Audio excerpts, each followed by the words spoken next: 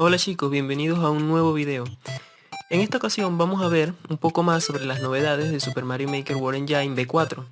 Y bueno, este video lo tenía planeado subirlo ya hace varios días, bueno muchos días atrás, pero dado que tuve un problema con mi internet, con la señal, actualmente no tengo internet, apenas tengo un poco, conecta en algunas ocasiones, y bueno, por eso el video se retrasó, pero ya me las ingenié para poder subir este video. Y bueno, eso era todo lo que le quería decir. Vamos a ver un poco, a repasar un poco. Primero vamos a comenzar con la apariencia de Super Mario Bros. Para ver una novedad, una que otra novedad. Y luego pasamos a la de New Super Mario Bros. U. Así que sin más nada que decir, comencemos con el video.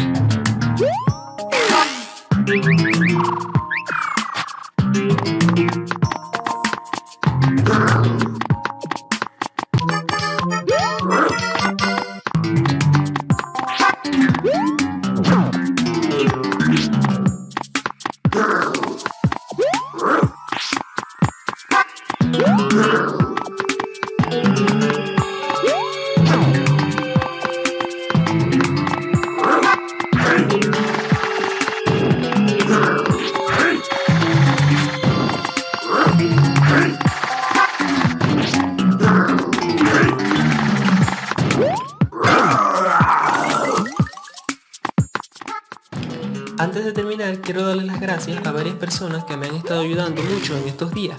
Primero a Isaías, por ripear a Big Mario de New Super Mario Bros. U. También a Franco, por ripear a Mario Hélice de New Super Mario Bros. U. También a Julia, por ayudarme con muchos de los sonidos del juego, tanto de New Super Mario Bros. U como los de otras apariencias. También a Lilistalker por ayudarme pasándome unos videos a muy buena calidad para poder ripear a Boom Boom y muchos de los sprites de Super Mario Maker 2. También a Nintenderos Android por ayudarme con el nuevo fondo de Underground de New Super Mario Bros. U. Muchísimas gracias también a todos ustedes por apoyarme desde el inicio. Y bueno, nos vemos hasta el próximo video.